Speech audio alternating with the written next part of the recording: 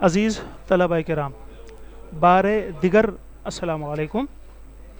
بڑی کچھ نصیحتیں ہیں جو آپ حضرات کے سامنے رکھنی ہیں۔ اگر اس کو ہم فالو کریں، اس کو ہم عمل میں لائیں، اس پر ہم عمل کریں تو انشاءاللہ بہت نفع ہوگا۔ بیٹا سب سے پہلے تو یہ نیت کر لیں کہ ہمارا یہ جو سیکھنا سکھانا ہے، علم کا سیکھنا سکھانا، اس کا مقصد کیا ہے؟ پہلا مقصد تو یہ نیت کرنا ہے کہ ہم اللہ کی رضا کا حصول ہمارے لیے ممکن ہو جائے علم کے حصول سے، یعنی علم ہم اس لیے حاصل کر رہے ہیں کہ اللہ تعالیٰ ہم سے راضی ہو جائے، اور اللہ تعالیٰ کو ہم علم کے ذریعے سے جاننے والے بن جائیں۔ نمبر دو یہ کہ مخلوق کی خدمت کی نیت بھی کر لیں کہ ہم اپنے اس علم سے دوسروں کو نفع پہنچائیں گے۔ دوسرا یہ نیت کر لیں، چونکہ 3-4 مہینے سے ہمارے ملک بلکہ پوری دنیا ایک وبا کی لپیٹ میں ہے، جس کے باعث بہت وقت ضائع ہو گیا ہے، لہٰذا ہم میں سے ہر ایک یہ نیت کر لے کہ اب مزید وقت برباد نہیں کرنا۔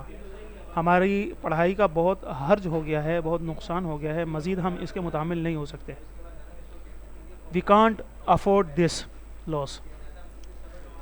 تیسرا یہ کہ ہر کام اس کے لیے مخصوص وقت پر پورا کرنا۔ اگر کھانے کا وقت ہے اور آپ اس میں کھانا نہیں کھا رہے ہیں تو لازمی سی بات ہے بعد میں جب آپ کام کر رہے ہوں گے تو اس وقت آپ کو بھوک لگے گی اور آپ کھانا کھائیں گے، تو آپ نے مس کر دیا۔ تو کوئی بھی وقت مس نہیں کرنا اور ہر کام اس کے لیے مخصوص وقت پہ کرنا ہے۔ اس کے لیے یہ بھی ہو سکتا ہے کہ آپ اپنا نظام الاوقات بنائیں۔ آپ ڈیلی روٹین، صبح میں اٹھتا ہوں، نماز پڑھوں گا، اس کے بعد تلاوت ہے، اس کے بعد ناشتہ ہے، فلاں ٹائم سے لے کر فلاں ٹائم تک میں پڑھائی کروں گا، اس کے بعد مجھے گھر کے کام کاج کرنے ہیں، والدہ کا جو ہے وہ ہاتھ بڑھانا ہے، وغیرہ وغیرہ۔ یہ سب اگر اس طرح آپ بنا لیں گے تو آپ کا ٹائم ضائع ہونے سے بچ جائے گا۔ عزیز طلبہ کرام، ہر بچہ اپنی اردو کی کتاب کا صفحہ نمبر 1 کھول لے، جس پہ آج کا ہمارا پہلا سبق حمد موجود ہے۔ بڑے اس کی پہلی بلند خوانی کر لیتے ہیں۔ بلند خوانی کا مطلب ہے ریڈنگ۔ بلند خوانی میں کر دیتا ہوں تاکہ اگر اس میں کچھ مشکل الفاظ آپ کے سامنے آ رہے ہوں تو وہ آپ کے لیے آسان ہو جائے۔ تیرا بندہ ہے تیرا ڈر رکھنے والا، کہ ہے سب پہ تو ہی اثر رکھنے والا، تو خالق تو رازق تو مالک تو حاکم، تو خلقت پہ اپنی نظر رکھنے والا، زمین سے فلک تک تیری حکمرانی، تو ارض و سما کی خبر رکھنے والا، تو ہی گردش وقت پر بھی ہے غالب، تو دنیا کی شام و سحر رکھنے والا، نکھارا ہر ایک گل کو رنگ اور بو سے، شجر میں بھی تو ہی ثمر رکھنے والا، دیا نور ننھے سے جگنوں کو تو نے، تو برق و حجر میں شرر رکھنے والا، زمیں کی تہوں میں خزینے ہیں تیرے، تو ہی سیپ میں بھی گہر رکھنے والا، دی قوت ہواؤں کو تو نے، کہ تو ہے ہر ایک بات پہ نظر رکھنے والا،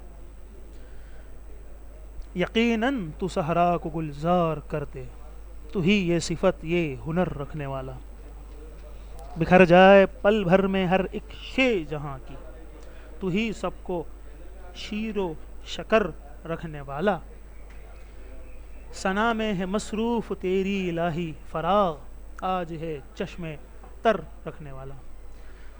یہ حمد ہے اور اس کے شاعر کا نام ہے فراغ دہلوی۔ آپ حضرات کے سامنے میں نے بلند خوانی کی حمد کی۔ مختصر بتا دوں حمد کسے کہتے ہیں، آپ جانتے بھی ہوں گے، آپ نے گزشتہ کلاسز میں اس کو یاد بھی کیا ہوگا۔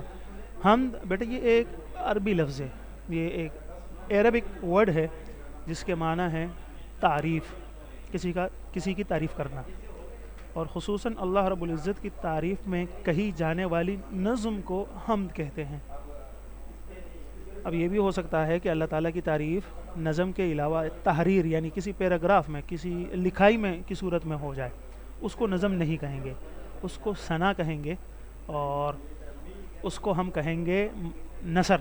نظم کے لیے ضروری یہ ہے کہ یہ نپے تلے الفاظ ہو اور یہ ایک سانچے میں ہو۔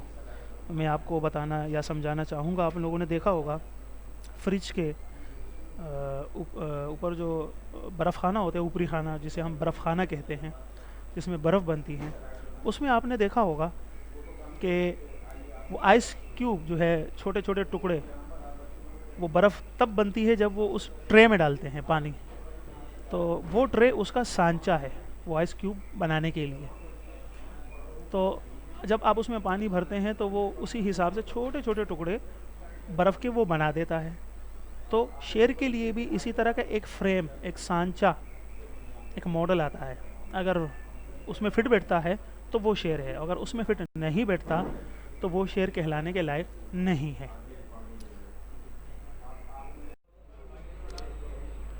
عزیز طلباء کرام، اس سلائیڈ میں آپ کے سامنے اس حمد کی تھوڑی سی وضاحت رکھنا چاہوں گا.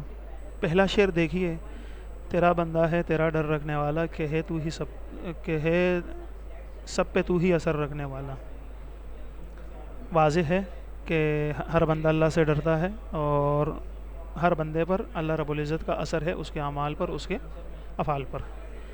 تو خالق، تو نے ہمیں پیدا کیا، تو رازق، تو ہی ہمیں رزق دیتا ہے، تو ہی ہمارا مالک ہے اور تیرا ہی حکم ہم پہ چلتا ہے. تو خلقت پہ اپنی نظر رکھنے والا، تو اپنی مخلوق پر نظر رکھنے والا ہے. زمین سے فلک تک تیری حکمرانی، یعنی زمین و آسمان دونوں میں تیرا ہی حکم چلتا ہے. تو ارض و سما کی خبر رکھنے والا، تیرے پاس زمین و آسمان کی خبریں ہیں.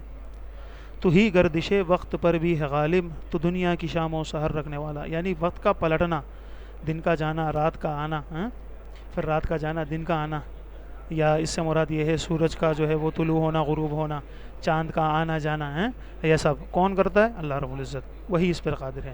نکھارا ہر ایک گل کو رنگ و ربو سے، شجر میں بھی تو ہی ثمر رکھنے والا. ہم دیکھتے ہیں رنگ برنگے پھول ہوتے ہیں، تو یہ کس نے پیدا کیا ہے؟ اللہ رب العزت نے. ہر ایک گل کو مختلف رنگ، مختلف ذائقہ، مختلف خوشبو اللہ رب العزت نے دی ہے. شجر میں بھی تو ہی ثمر رکھنے والا، یہاں تک کہ درختوں میں جو پھل اگتے ہیں وہ بھی تو ہی رکھنے والا ہے. دیا نور ننے سے جگنو کو تو نے، تو برق و حجر میں شرر رکھنے والا. آپ نے جگنو دیکھا ہوگا، اس میں جو ہے وہ چھوٹی سی روشنی ہوتی ہے، ایسا لگتا ہے کہ بلب جو ہے چھوٹا سا اس میں لگا ہوا ہے. تو یہ بھی کس کی کاریگری ہے؟ اللہ رب العزت کی. تو برق و حجر میں شرر رکھنے والا. برق و حجر، برق کہتے ہیں بجلی کو اور حجر کہتے ہیں پتھر کو. برق و حجر یعنی آسمانی جو بجلی کڑکتی ہے وہ، اور پتھر اس میں شرر یعنی انگارے، مطلب آگ رکھنے والا کون ہے؟ آپ کو پتہ ہوگا جب انسان اتنا تہذیب یافتہ نہیں تھا تو وہ پتھروں کو رگڑ کے آپس میں وہ آگ پیدا کرتے تھے، تو اس سے یہی مراد ہے. تو یہ بھی کس نے کیا؟ اللہ رب العزت. زمین کی تہوں میں ہے خزینے ہیں تیرے، تو ہی سیپ میں بھی گہر رکھنے والا. زمین کے نیچے بہت سارے خزانے ہیں، معدنیات ہیں، ٹھیک ہے نا، پیٹرول اور باقی دیگر معدنیات وغیرہ، لوہا، سونا، سب کچھ جو ہے وہ اللہ رب العزت نے رکھے ہیں. تو ہی سیپ میں بھی گہر رکھنے والا. سیپ کہتے ہیں موتی کے کور کو. آپ نے دیکھا ہوگا سمندر کنارے اگر آپ گئے ہو تو اس میں موتی جو ہے پڑا ہوتا ہے، تو سیپ میں موتی رکھنے والا بھی خداوند تعالیٰ کی ذات ہے. دی قوت ہواؤں کو تو نے کہ تو ہے، ہر ایک باد باب نظر رکھنے والا. یعنی اے اللہ تو نے ہواؤں کو بھی طاقت دی ہے، اور ہوا بہت بڑی کام کرتی ہے. مثلا بادبا دیکھیے، بادبا کہتے ہیں، آپ نے دیکھا ہوگا کشتی میں بیچ میں جو ایک وانس لگا ہوتا ہے جسے مستول کہتے ہیں، مستول. تو اس مستول پہ جو کپڑا لٹکایا گیا ہوتا ہے وہ کس لیے ہوتا ہے؟ وہ اس لیے ہوتا ہے کہ ایک تو کشتی جو ہے وہ رفتار پکڑے، تیزی کے ساتھ جائے، دوسرا وہی بادباں حرکت کرنے یا دائیں بائیں مڑنے کے کام بھی آتا ہے. یعنی نہ صرف تو نے ہواؤں کو طاقت دی ہے بلکہ ہر بادباں پہ نظر بھی رکھنے والا ہے. یقیناً تو صحرا کو گلزار کر دے. اب یہ ناممکن کام ہے مگر اللہ رب العزت کے لیے ممکن ہے، تو وہ کر سکتے ہیں. تو ہی یہ صفت، یہ ہنر رکھنے والا، یعنی یہ کوئی انسان نہیں کر سکتا. ہاں یہ تیری صفت ہے، تو کر سکتا ہے، تو خداوند قدوس سے یہ ہنر تیرا ہے. بکھر جائے پل بھر میں ہر ایک شے جہاں کی. آپ نے دیکھا ہوگا تو ہماری یہ کائنات ہر ایک چیز دوسری سے جڑی ہوئی ہے. اگر اس میں سے ایک بھی چیز ہم نکال دیں، ایک بھی ایلیمنٹ ہم نکال لیں، تو وہ سب چیزیں جو کیمسٹری ہے، جو فارمولہ ہے، وہ خراب ہو جائے گا، سب چیزیں ختم ہو جائیں گی. تو ہی سب کو شیر و شکر رکھنے والا. شیر و شکر کہتے ہیں باہم ملانا، آپس میں گل مل جانا، تمام اشیاء کو آپس میں ملانے والا. ثنا میں ہے مصروف تیری الہی، ثنا تعریف ہے. اے الہی ہم تیری تعریف میں مصروف ہیں، فراغ آج ہے چشم تر رکھنے والا۔ شاعر کہتے ہیں کہ آج میں رونے والا ہوں۔ چشم تر کا مطلب آنسو والی آنکھ، گیلی آنکھ مطلب رونا، سمجھ گئے؟ اچھا، تو یہ چشم تر کو یہاں پہ واضح طور پر سمجھ لیجئے گا، کیونکہ آگے چشم کی ایک اور ترکیب آئے گی جس میں اکثر بچے جو ہے وہ کنفیوز ہو جاتے ہیں، تو اس کو یہاں یاد رکھ لیجئے گا۔ تو یہ مختصر سی وہ ہے تشریح ہے۔ اگر آپ کو مزید کچھ سمجھ نہیں آ رہا تو وہ آپ ہم سے پوچھ سکتے ہیں۔ جزاک اللہ۔ جی عزیز طلباء کرام، حمد کے مشکل الفاظ، آپ کو پتہ ہے کہ ہمارے اسکول میں جو کتابیں پڑھائی جاتی ہیں اردو کی، اس میں ہر سبق کے جو مشکل الفاظ ہوتے ہیں وہ کتاب کے آخری صفحات میں موجود ہوتے ہیں۔ تو اس حمد کے بھی صفحہ نمبر 118 پہ الفاظ موجود ہیں، اس کو کاپی میں اتار لیجئے گا، مگر اس سے پہلے آپ نے میقات اول کا سرورق بنانا ہے، اور اس کے بعد حمد کا سرورق اچھا سا خوبصورت سا بنانا ہے۔ آپ اپنے سرورق کی جو ہے وہ تصویر ہمیں بھیج سکتے ہیں یا ہمیں دکھا سکتے ہیں، تاکہ ہم دیکھیں کون بچہ جو ہے وہ اچھا سرورق بناتا ہے۔